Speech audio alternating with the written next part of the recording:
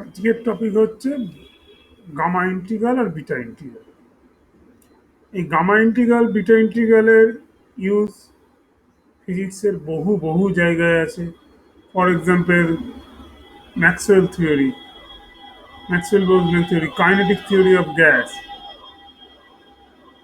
কোথায় না নেই, ট্রান্সপোর্ট ফেনোমেনা, কোয়ান্টাম মেকানিক্স, এই সর্বত্রই এই গামা ইন্টিগ্রাল আর বিটা ইন্টিগ্রাল এর ব্যবহার আছে।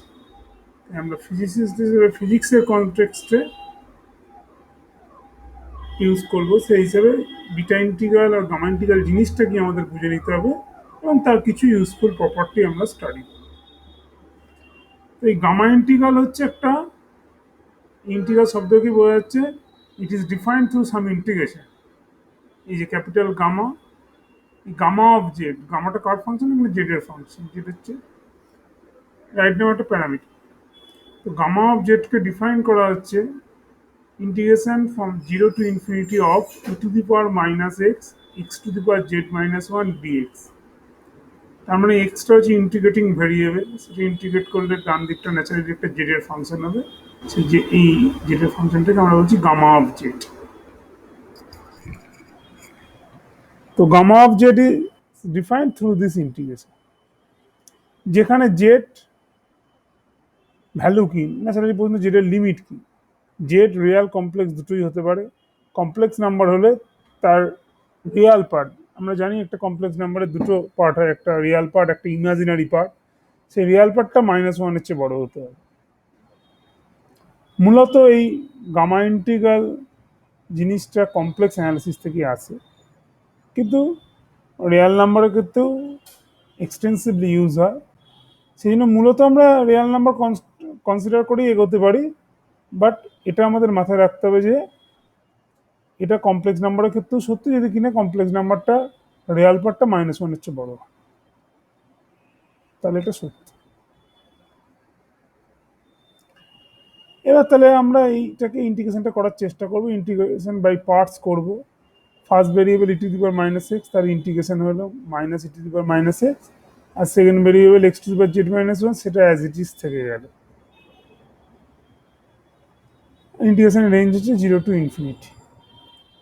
আর বাই পার্টসের সেকেন্ড পার্ট হচ্ছে একটা মাইনাস সাইন থেকে মাইনাস নিয়ে এইটার ইন্টিগ্রেশন হবে ফার্স্ট ভেরিয়েবলটা, সেটা কত হবে, e to the power -x এর ইন্টিগ্রেশন করলে -e to the power -x, minus আর আগে যে মাইনাসটা থাকবে সেইটা গুণ হয়ে দুটো মাইনাস অ্যাবজর্ব হয়ে প্লাস হয়ে যাবে, plus e to the power -x। আর x to the power z-1 এর ডিফারেন্সিয়েশন হবে z-1 into x to the power z-2, সেটাই লেখা হয়েছে বাই পার্টস। এবার এই জিনিসটা ইভ্যালুয়েট করতে হবে কত না, 0 আর ইনফিনিটিতে। ইনফিনিটিতে যদি করি ই টু দি পাওয়ার -ইনফিনিটি কত, 1/e two the power infinity, মানে 1/ইনফিনিটি মানে 0। তাহলে ইনফিনিটিতে এই পুরো কোয়ান্টিটিটা 0 হয়ে গেল। আবার x equal to 0, x to the power z-1 0, ফলে সেখানেও 0। ফলে দুটো ভ্যালু 0 আর ইনফিনিটিতে 0, ফলে এই পোর্শনটা পুরোপুরি 0 হয়ে গেল। এরপরে থাকলো এই পোর্শনটা, বাকি পোর্শনটা, সেটাকে z-1টা কনস্ট্যান্ট বলে সেটাকে ইন্টিগ্রেশনের বাইরে বার করে নিতে পারি। বাইরে বার করে নিলে ভেতরে কি পড়ে থাকবে, e to the power -x, x to the power z-2, x to the power z-2কে লিখতে পারি z-1 -1। কেন এইভাবে লিখলাম, কারণ গামা জেটের ডেফিনেশন আছে x to the power z-1, তাহলে গামা অফ z-1 কি হবে, z-1 -1 মানে z-2। তাহলে z-1 এই পোর্শনটা যদি ইন্টিগ্রেশনের বাইরে বার করে নিই, বাকি পোর্শনটা হয়ে যাবে গামা অফ z-1। তাহলে আলটিমেটলি দেখা যাচ্ছে gamma z equals to z-1 into gamma of z-1।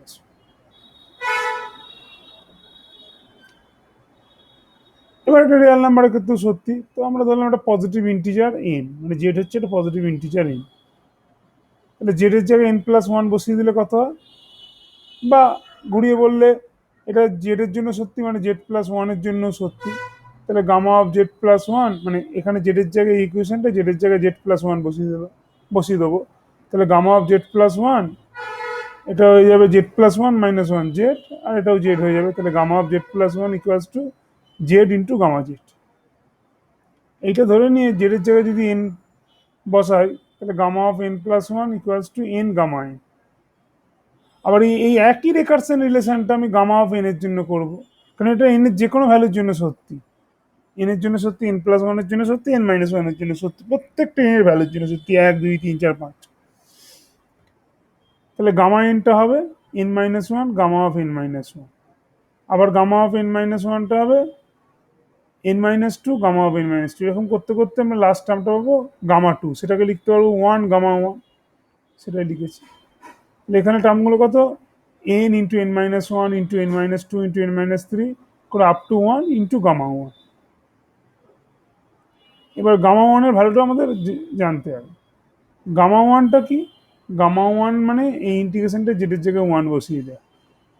জেডের জায়গায় ওয়ান বসিয়ে দিলে কত হবে, এটা x to the power one minus one মানে জিরো।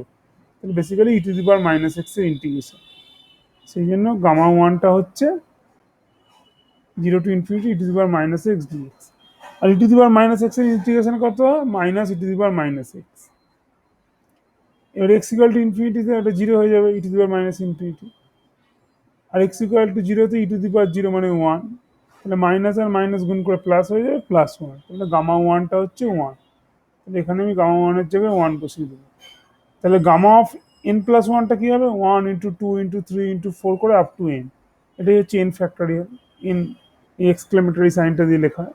তাহলে gamma of N plus one হচ্ছে এন ফ্যাক্টরিয়াল কখন না, যখন এনটা হচ্ছে একটা পজিটিভ ইন্টিজার। এটা খুব ইম্পর্টেন্ট জিনিস, খুব ইম্পর্টেন্ট রিলেশন, ফিজিক্সের কনটেক্সটে খুবই important relation.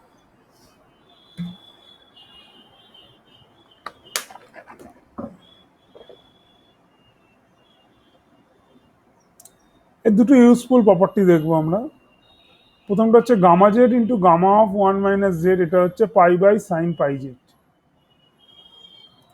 Complex control integration করে দেখানো যায় যে gamma Z into gamma of one minus Z হচ্ছে pi by sine pi Z. তো এই প্রপার্টিটা যদি আমরা ধরে নিই, এবার জেডের জায়গায় যদি হাফ বসাই, তাহলে এটা কত হবে, গামা হাফ। এটাও হবে ওয়ান মাইনাস হাফ, তাহলে গামা হাফ। তাহলে গামা স্কোয়ার হাফ, সেটা হবে ইকুয়ালস টু কত, pi by sine of pi by two. Sine of pi by two হচ্ছে ওয়ান, তাহলে এর উপরে পাই বাই ওয়ান মানে পাই। তাহলে গামা স্কোয়ার হাফ হচ্ছে পাই, তাহলে gamma equals to square root of pi. নেগেটিভটা নেওয়ার কোনো মানেই হয় না, কারণ গামা হাফ মানে e to the power minus x, x to the power minus half, zero to infinity, প্রত্যেকটা ভ্যালুর জন্য ইন্টিগ্র্যান্ডটা পজিটিভ, সেই জন্য ইন্টিগ্রেশনের ভ্যালুটাও পজিটিভ হবে। সেই জন্য নেগেটিভ নেওয়ার কোনো দরকার নেই, নেগেটিভ নেওয়াটা মিনিং নেগেটিভ হবে না। সো গামা হাফ হচ্ছে স্কোয়ার রুট অফ পাই। আর একটা ইম্পর্টেন্ট প্রপার্টি হচ্ছে gamma of Z plus one multiplied with gamma of one minus Z, মানে one plus Z one minus Z, gamma of one plus Z gamma of one minus Z, এটা হয় pi Z by sine pi Z. এটাও complex control integral করে দেখানো যায়। এখান থেকে একটা খুব ইউজফুল কনসেপ্ট পাওয়া যায়, সেটা হচ্ছে জেড যদি একটা পজিটিভ ইন্টিজার ধরা হয়, জেড যদি একটা পজিটিভ ইন্টিজার এন হয়, তাহলে এই ফর্মুলাটা ইউজ করবো gamma of N plus one into gamma of one minus N equals to pi N by sine pi N, জেডের জায়গায় এন বসিয়ে। এবার এন যদি একটা পজিটিভ ইন্টিজার হয়, gamma of N plus one কত, এন ফ্যাক্টরিয়াল, মানে একটা ফাইনাইট ভ্যালু এন ফ্যাক্টরিয়াল। যদি এনটা 10 হয় তাহলে 10 ফ্যাক্টরিয়াল হবে, এনটা 11 হলে 11 ফ্যাক্টরিয়াল, 5 হলে 5 ফ্যাক্টরিয়াল, সো অন। এবার এই দিকটা ডান দিকটা সাইন পাই এন মানে কত, পাই এন যদি ওয়ান হয় সাইন পাই, এন যদি টু হয় সাইন টু পাই, এন যদি থ্রি হয় সাইন, প্রত্যেকটা ভ্যালুতেই কিন্তু পায়ের মাল্টিপ্ল, প্রত্যেকটা ভ্যালুতেই কিন্তু সাইনের ভ্যালু জিরো, উপরটা নন জিরো, তাহলে something something non zero divided by zero, তার মানে ইনফিনিটি। ডান দিকটা কিন্তু ইনফিনিটি হয়ে যাচ্ছে, মানে বাঁ দিকটা এন ফ্যাক্টরিয়াল আছে, N factorial into gamma of one minus N. এবার এনটা যদি পজিটিভ ইন্টিজার হয়, apart from one, gamma of one minus এনটা হবে কোনো একটা নেগেটিভ ইন্টিজারে গামা। যদি সাপোজ এন যদি 10 হয়, তাহলে ওয়ান মাইনাস 10 হচ্ছে 9, তাহলে গামা অফ মাইনাস 9 মানে কোনো নেগেটিভ ইন্টিজারের গামা, সেটা কত হবে, সেটা হচ্ছে সামথিং ডিভাইডেড বাই জিরো মানে ইনফিনিটি। সেই জন্য gamma of n tends to infinity gamma of n in fact infinity if m is a negative integer. তাহলে কোনো নেগেটিভ ইন্টিজারের গামাটা হচ্ছে গামা ভ্যালুটা হচ্ছে ইনফিনিটি। এটাকে বলা হয় অ্যানালিটিক কন্টিনিউয়েশন। এবার ঠিক একই অ্যানালিটিক কন্টিনিউয়েশন এটা হচ্ছে কমপ্লেক্স নাম্বারেরই একটা প্রপার্টি, যেটা করে দেখানো যায়। এবার এখানে যেমন আছে gamma of n plus one হচ্ছে n ফ্যাক্টোরিয়াল, তেমনই নেগেটিভ ইন্টিজারের জন্য একই রুল ফলো করে। তার মানে gamma of some negative number হচ্ছে কোনো একটা নেগেটিভ নাম্বারের ফ্যাক্টোরিয়াল, আবার গামা অফ কোনো নেগেটিভ নাম্বার হচ্ছে ইনফিনিটি, তাহলে কোনো নেগেটিভ নাম্বারের ফ্যাক্টোরিয়াল হচ্ছে ইনফিনিটি।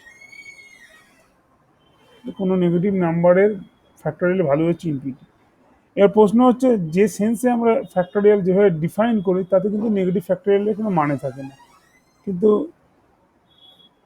তবুও স্টিল নেগেটিভ ফ্যাক্টোরিয়াল জিনিসটা কনসেপ্টটা আসে কমপ্লেক্স ইন্টিগ্রেশন থেকে। কমপ্লেক্স নাম্বারে যখন আমরা রিয়েল নাম্বারটাকে কমপ্লেক্স নাম্বারে বাট কমপ্লেক্স নাম্বার থেকে আমরা রিয়েল নাম্বারে কনভার্ট করার চেষ্টা করি তার ইমাজিনারি পার্টটা জিরো করে, তখন সেই কনটেক্সে দেখানো যায় যে কোনো নেগেটিভ ইন্টিজারের ফ্যাক্টোরিয়াল ইনফিনিটি হয়, বা রাদার নেগেটিভ ফ্যাক্টোরিয়াল ডিফাইন করা যায়।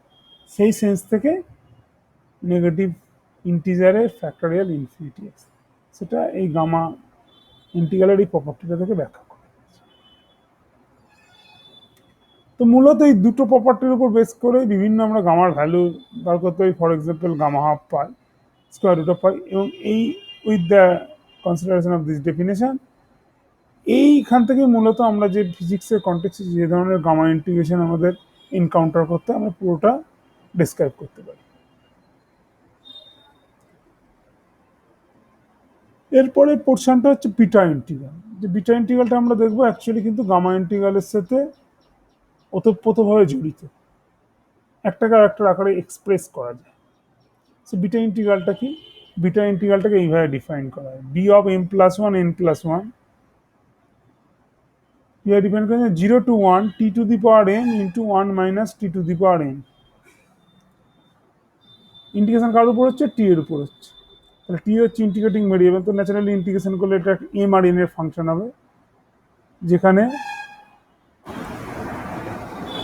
এম আর এন হচ্ছে এই, আমরা এম আর এনকে পজিটিভ ইন্টিজার ধরবো, কিন্তু নট নেসেসারিলি এম আর এন পজিটিভ ইন্টিজার হতে হবে। আগের বারের মতোই কমপ্লেক্স নাম্বার হতে পারে যার রিয়াল পার্টটা -1 এর চেয়ে বড়, তাহলেই হবে। আর এটাকে বিটা অফ এম এন না বলে m plus one comma n plus one বলা, এটা একটা হিস্টোরিক্যাল নোটেশন, আর কিছুই না। এবার এই ডান দিকের ইন্টিগ্রেশনের ভালো করে লক্ষ্য করলে দেখা যাবে, যেহেতু এটা ডেফিনিট ইন্টিগ্রালের প্রপার্টি ইউজ করতে পারি, সেটা হচ্ছে টি এর জায়গায় 1 মাইনাস টি বসাতে পারি। কারণটা কি? ডেফিনিট ইন্টিগ্রালে বলছে ফাংশন অফ এক্স ডিএক্স যদি এ থেকে বি ইন্টিগ্রেশন করা হয়, that's equal to a to b f of a plus b minus x dx. মানে লোয়ার লিমিট আপার লিমিট যোগ করে যে ভ্যালুটা পাবো মাইনাস এক্স করে এক্সের জায়গায় যদি সেটা বসিয়ে দিই একই রেজাল্ট পাবো। সেই প্রপার্টিটা ইউজ করলে এখানে লোয়ার লিমিট হচ্ছে 0, আপার লিমিট 1, তাহলে লোয়ার লিমিট আপার লিমিটের যোগফল হচ্ছে 1 মাইনাস টি। তাহলে কার জায়গায় বসাবো? টি এর জায়গায় 1 মাইনাস টি বসালে এটা হয়ে যাবে, প্রথম টার্মটা হয়ে যাবে 1 minus T whole to the power N, আর পরের টার্মটা হয়ে যাবে টি টু দি পাওয়ার এন। সেটা আবার এই ডেফিনেশন থেকে হয়ে যাবে beta of N plus one comma m plus one, আবার সেটাই হচ্ছে beta of M plus one comma n plus one. তার মানে এই দুটো বেসিক্যালি সমান, তার মানে সিমেট্রিক। আমি এখানে এম লিখি না এখানে এম লিখি, এটা it doesn't matter, it's symmetric under m and n. M আর এন চেঞ্জ করলে বিকজ অফ এই লিমিট, এই ইন্টিগ্রেশনটাই হতো না, যে 0 to 2 করতাম হতো না, 1 to 2 করলে আবার হতো না, সরি 1 to 2 হতো না, 1 to 2 হতো না। সোজা কথা এমন ভ্যালু চুজ করতে হতো যেখানে লোয়ার লিমিট আর আপার লিমিটের যোগফলটা 1 হবে।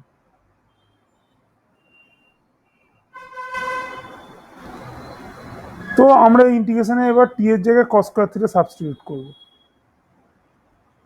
কস স্কয়ার থিটা সাবস্টিটিউট করলে প্রথম টি এর জায়গায় এটা হবে কস টু দি পাওয়ার 2m, তারপরে আবার টি এর জায়গায় কস স্কয়ার থিটা সাবস্টিটিউট করলে 1 মাইনাস কস স্কয়ার থিটা হয়ে যাবে সাইন স্কয়ার থিটা। সেখান থেকে পাবো sine to the power 2n cos to the power 2m sine to the power 2n। আর একটা এই ডিটির জায়গায় এই ইকুয়েশন থেকে যদি ডিফারেন্সিয়েট করি ডিটি পাবো 2 cos theta minus sine theta. তাহলে সেখানে একটা কস থিটার পাওয়ার আছে, একটা সাইন থিটার পাওয়ার আছে। এইগুলোকে যদি আমি ইনকর্পোরেট করি এটা হয়ে যাবে কস to the power 2m plus 1, আর এটা হবে sine to the power 2n plus 1 D theta. আর এখানে ডিফারেন্সিয়েশন করার জন্য একটা 2 এসছে 2, আর সামনে একটা নেগেটিভ সাইন থাকার কথা ছিল কিন্তু এখানে নেই। কারণটা হচ্ছে টি ইকুয়াল টু জিরোতে এই ডেফিনেশন থেকে থিটার ভ্যালু π/2, তার মানে লোয়ার লিমিট π/2, আবার টি ইকুয়াল টু 1-এ থিটার ভ্যালু 0, আপার লিমিট 0। তাহলে ইন্টিগ্রেশনটা যদি আমি সামনে মাইনাস সাইনটা রাখতাম তার লিমিটটা হতো π/2 টু 0, কিন্তু আমি এখানে লিখেছি 0 টু π/2। তার মানে ইন্টিগ্রেশনের সাইনটা ফ্লিপ করেছি, তার মানে সেখান থেকে একটা নেগেটিভ সাইন এসছে, আবার এর ডিফারেন্সিয়েশনের জন্য একটা নেগেটিভ সাইন এসছে, এই দুটো অ্যাবজর্ব করে পজিটিভ হয়ে গেছে, টুটা খালি রয়ে গেছে। তো আমরা এই ফর্মে পেয়ে গেলাম cos to the power 2m plus 1 theta sin to the power 2n plus 1 theta।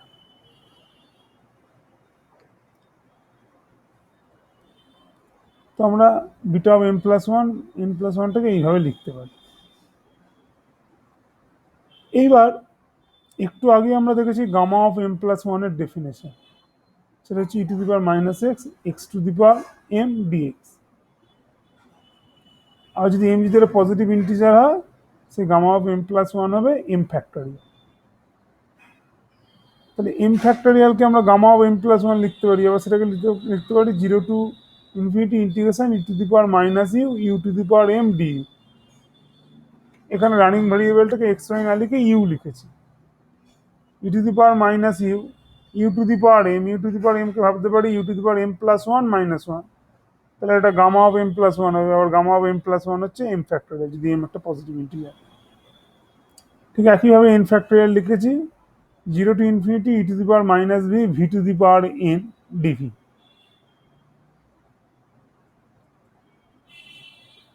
এবার যদি আমরা একটা ভেরিয়েবল সাবস্টিটিউট করবো, যদি ইউ এর জায়গায় এক্স স্কোয়ার ভি এর জায়গায় ওয়াই স্কোয়ার লিখি, এটা হয়ে যাবে e to the power minus x square, এটা হবে e to the power minus y square যেমন যেমন আছে।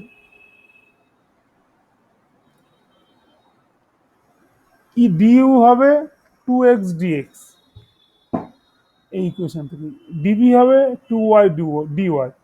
তাহলে দুখানা 2 গুণ করে 4 হবে, সেই 4 ফ্যাক্টরটা হচ্ছে এইটা, এটা হচ্ছে ডিএক্স ডি।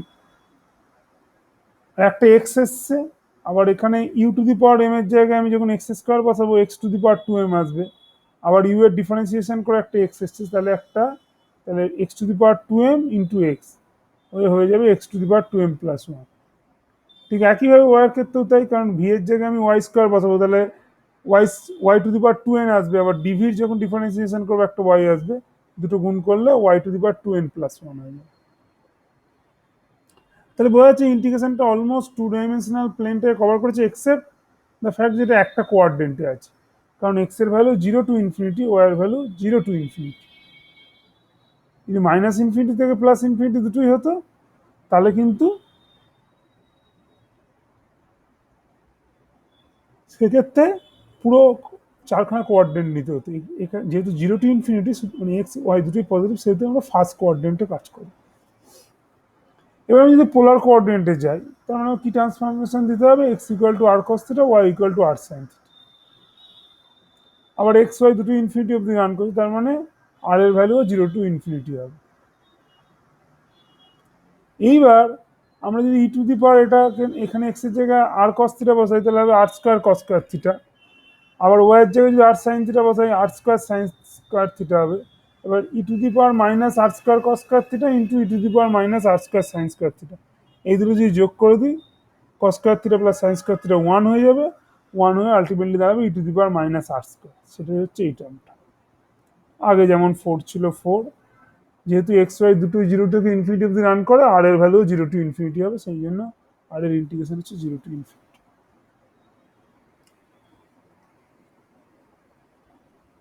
এবার আমরা জানি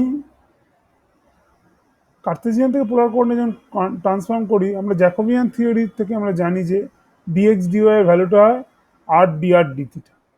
ছোট্ট সারফেস এলিমেন্ট ডিএক্স ডিওয়াই যদি এক্স ওয়াই প্লেনে হয় সেটাই হয় পোলার কোঅর্ডিনেটে গেলে আর ডি আর ডি থিটা। তাহলে সেখান থেকে একটা এক্সট্রা ফ্যাক্টর আর এর আসবে। আবার এখানে যখন বসাবো তখন r to the power two M plus one আসবে, এখানে যখন বসাবো r to the power two N plus one আসবে।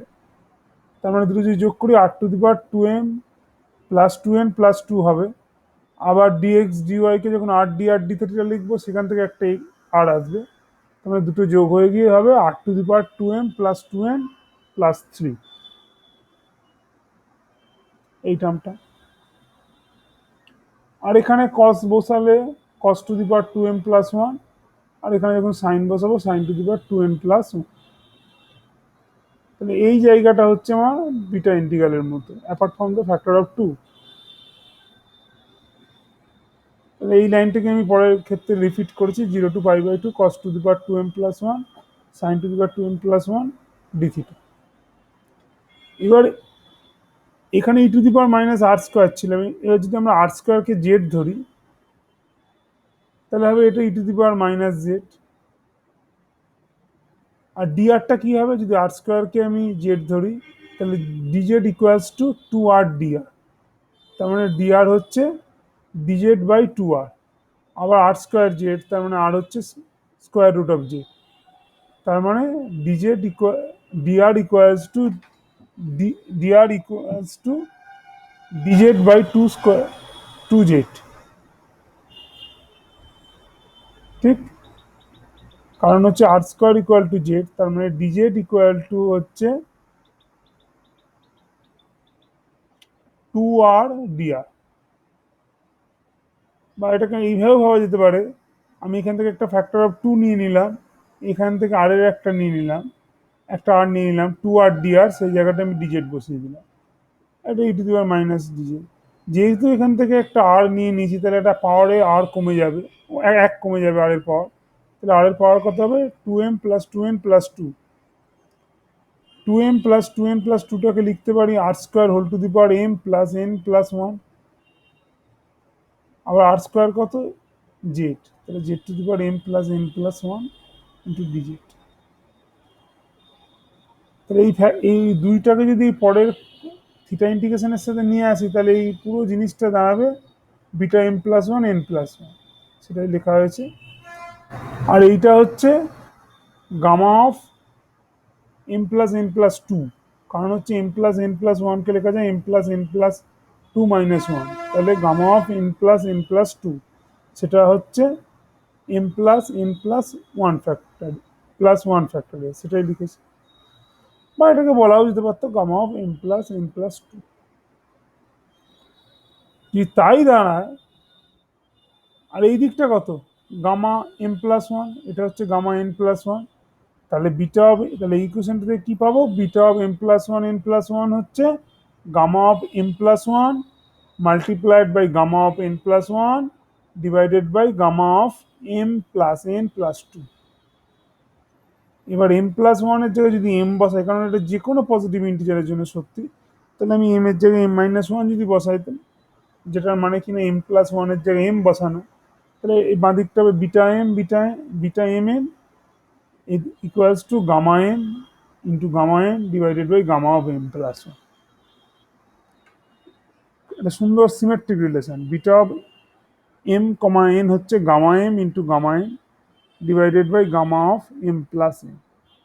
যেটা প্রথমে বলেছিলাম যে আমরা এই প্রমাণটা হয়তো পজিটিভ ইন্টিজার ধরে করলাম, কিন্তু বাট এই পুরো জিনিসটা কমপ্লেক্স অ্যানালিসিস দিয়ে দেখানো যায়, কমপ্লেক্স নাম্বারের জন্য হবে যদি কমপ্লেক্স নাম্বারের রিয়াল পার্টটা মাইনাস ওয়ানের চেয়ে বড় হয়, তাহলেও এই রিলেশনটা হোল্ড করে।